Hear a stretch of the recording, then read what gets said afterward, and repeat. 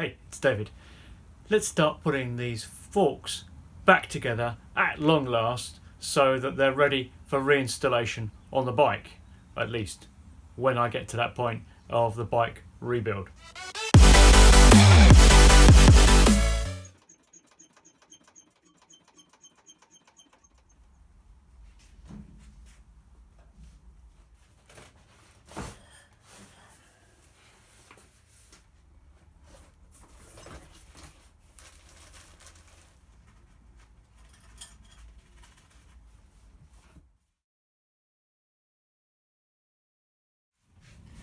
Now, it's been so long since I took these forks apart, and I realise now that it's far longer than I thought it was in the last video. I realised that I may have missed a step or missed explaining a step. So I just want to backtrack to the fork disassembly stage and then bring you in to where we are now.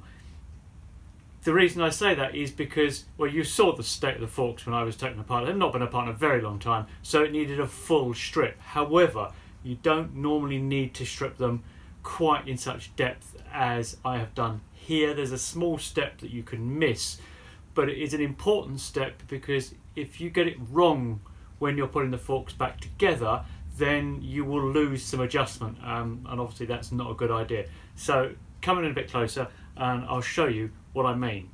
So I've put the stanchion, the damper assembly back in the stanchion. I know it's not actually in the fork leg.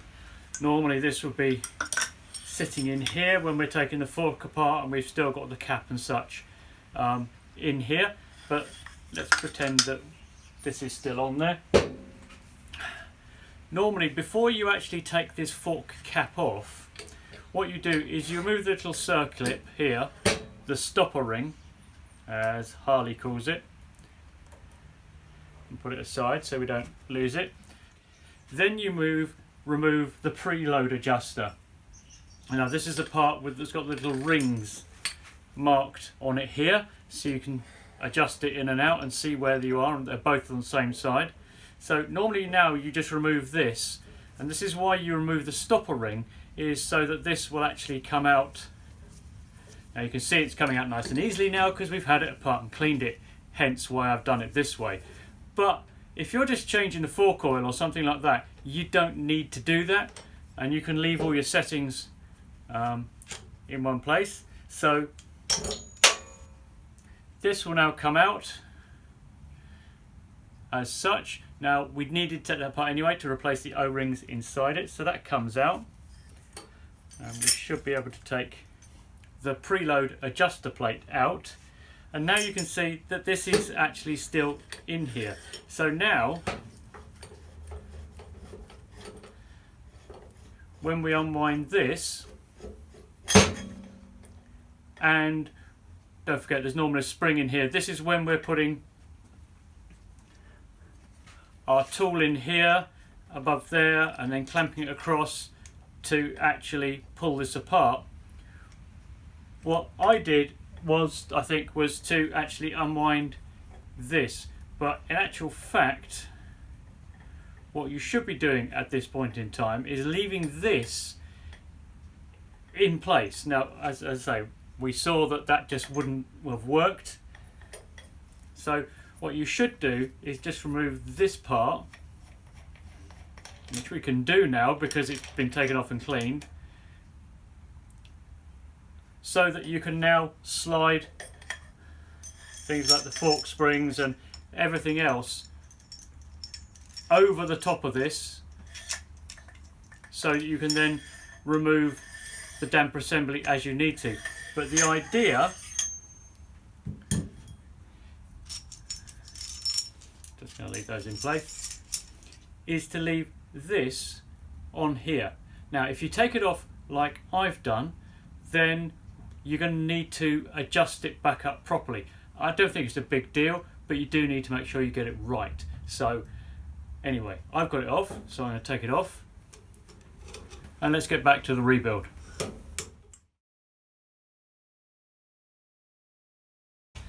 Something I should have taken the time to do the first time around when I was taking the forks apart was just to make up a holding bracket, and in this case I've just taken a piece of scrap steel, enlarged a hole at one end, drilled another hole so that I can attach it here to the mudguard mounting brackets. Now, I'm not saying these are the strongest things in the world, but then we shouldn't be hammering on this either.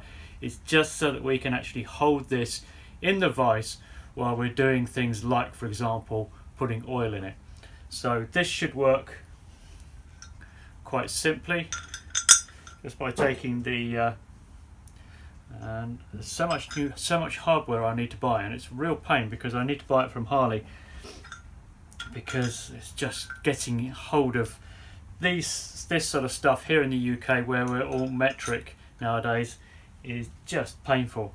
So even though it's a little more money, but there are some rather expensive things I need to buy from Harley anyway for the build. So let's just run these in.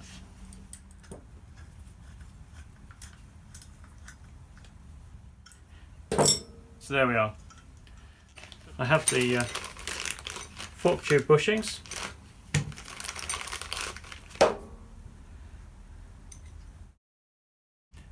And I also got some washers, new washers for the bottom of the damper tube. Putting the seals in is very normal, any fork type of deal really. This is quite a simple fork. It's just got this sort of damper assembly in it, which you don't normally find. It's not a cartridge fork, it's sort of somewhere in between. So what we've got is we've got the bushing, which is much nicer inside than the old one, which is quite scored up and I'm not quite sure what's happened to it, so definitely due for replacement. So bushing, spacer, oil seal. Now, unusually perhaps for oil seals, it's got a spring on both sides, but this is the open side, so this is the side I'm going down because this has got the better surface for driving in. It's also got a couple of lips in there and only a single one at the top, so I'm putting that down. Retaining ring, dust cap. Let's actually just check that against there. Yeah, that's all fine. And the cover. We've got fork stanchion or fork slider, fork tube slider, depends how you want to call it. It's got a bushing on the bottom. This bushing needs to be lubricated with fork oil. So this is the bit that controls the sliding on the bottom.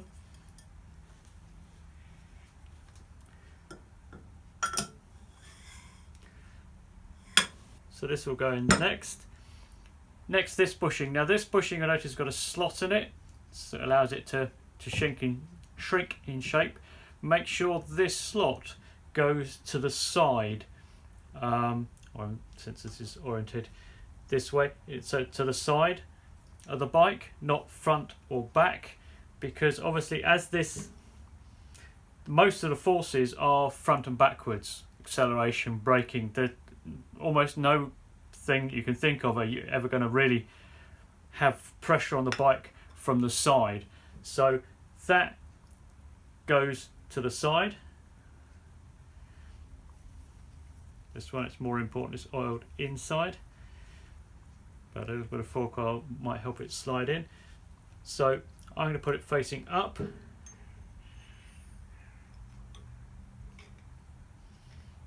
Now, at this point, you need something to actually push these in. I'm using an adjustable fork slider, slide hammer.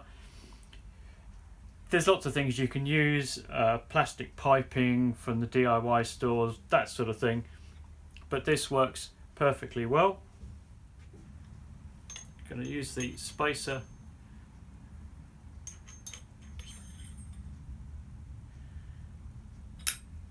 to hammer against that.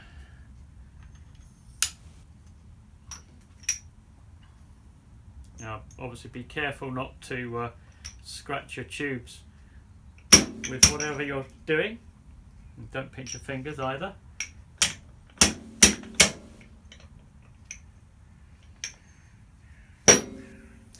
Just going to confirm I got that properly into the side. Yep, that's oriented to the side, it's going in okay.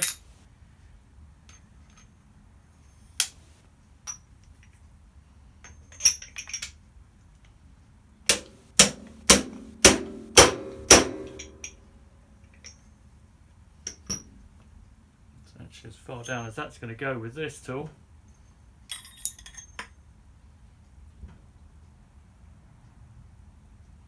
And that bushing's not all the way in. So I'm going to use the old bushing as a driver.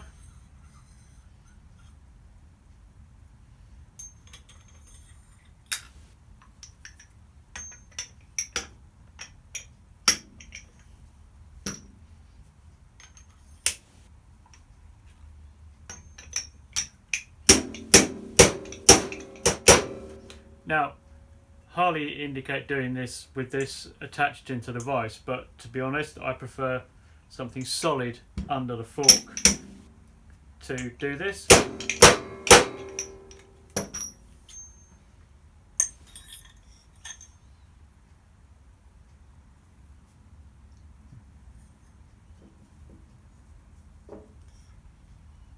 Okay, so the bushing is now all the way in.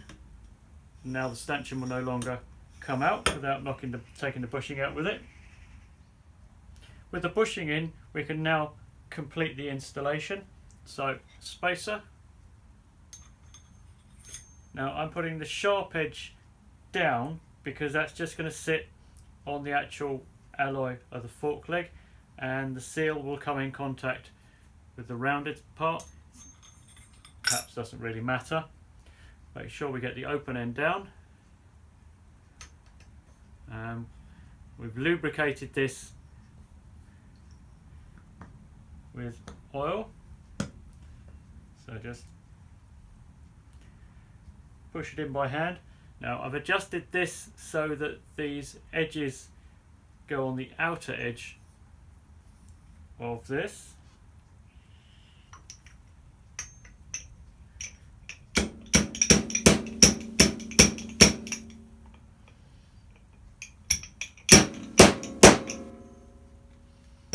If anything goes wrong in the installation phase of this, you realise you've done something wrong, put it in the wrong order or whatever, it doesn't really matter because you just take this and you just whack it apart again and redo it. So no harm, no foul really.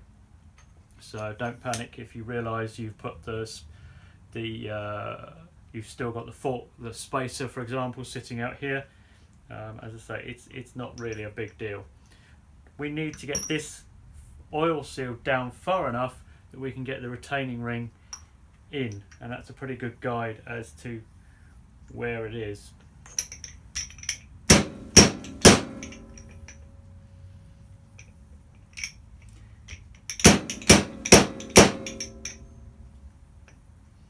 I'll make sure it goes down evenly.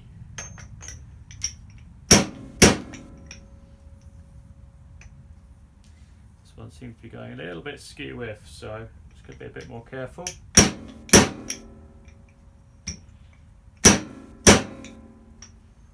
Now I can see the slot for the retaining ring appearing now. Just take my time, no hurry.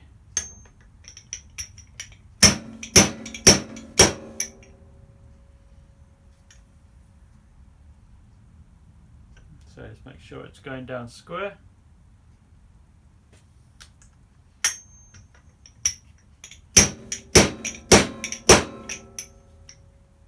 And that felt much firmer. And it looks like it's all the way down. Just going a couple more taps to be sure. Should hear the sound change.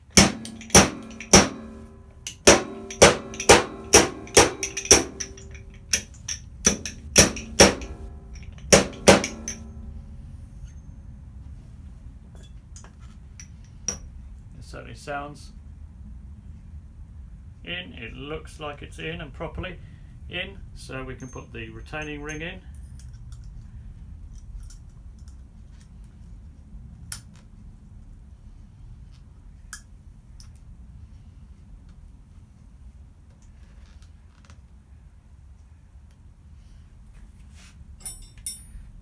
maybe something like a screwdriver or an Allen key. There we go. So that's clipped in.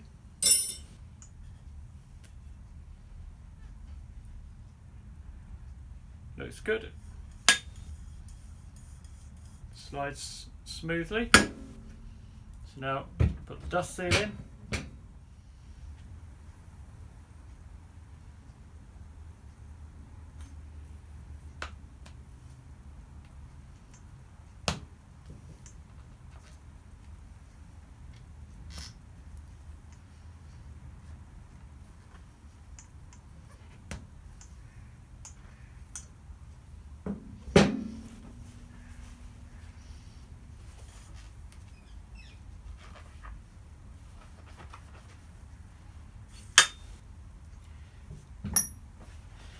Now with your standard Sportster fork, that's pretty much all there is to it. You just need to drop the spring in, fill it with oil, screw the cap back on, and you're good to go.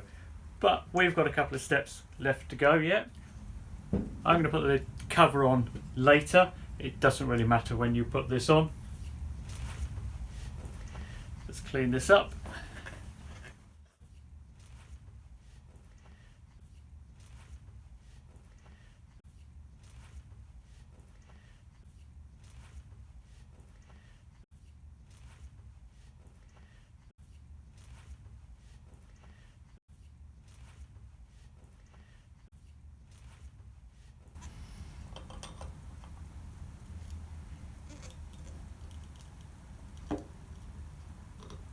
Just snug that up.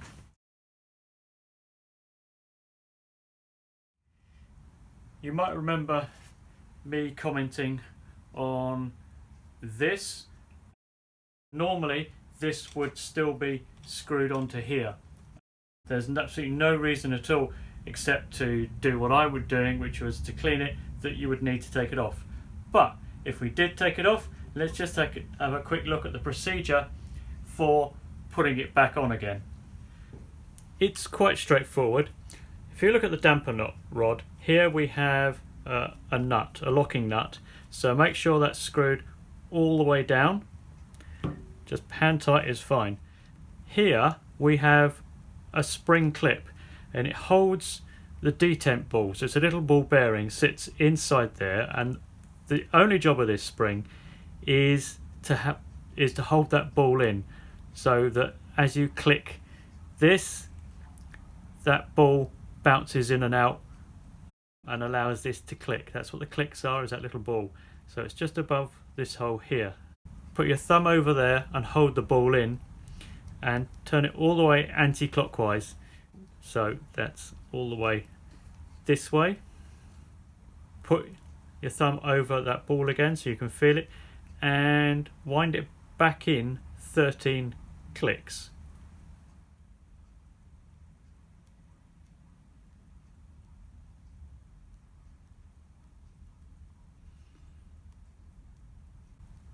There we go, 13. You probably can't see, but inside there's a brass rod. As we've screwed this in, so that brass rod has come further out. So what we do now is we take this and we screw it onto here until it stops. Don't force it, don't use tools, just till it stops. It looks like it's hit this nut, but in fact this nut is still loose. So now what we need to do is just to lock these two together.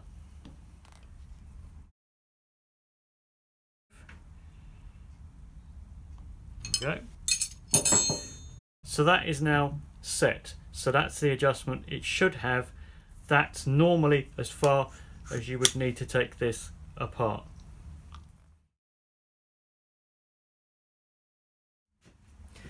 Now's the time to put the damper rod back into the fork. At this point we might need to clamp it into the vise to hold it securely. First things first is to remove the screw from the end, discard the washer and put a new one on. So this goes all the way down.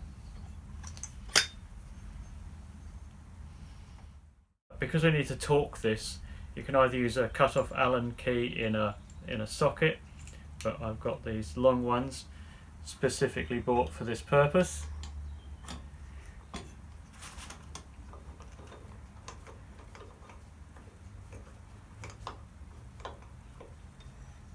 Now, I'm not overly confident about how you tighten these up, but it's because there's just nothing to hold it, but it does seem to be taking some torque.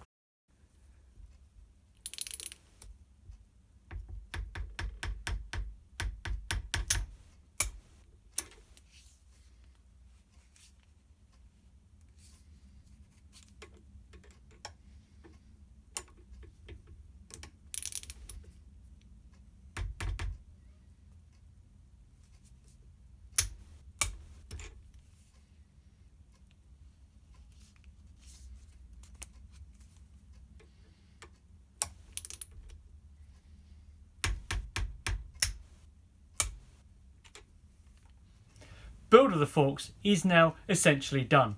All that it needs now is to put the oil in, put the springs in, and button them up ready for install back on the bike. So thanks very much for watching, and I will catch you guys again soon.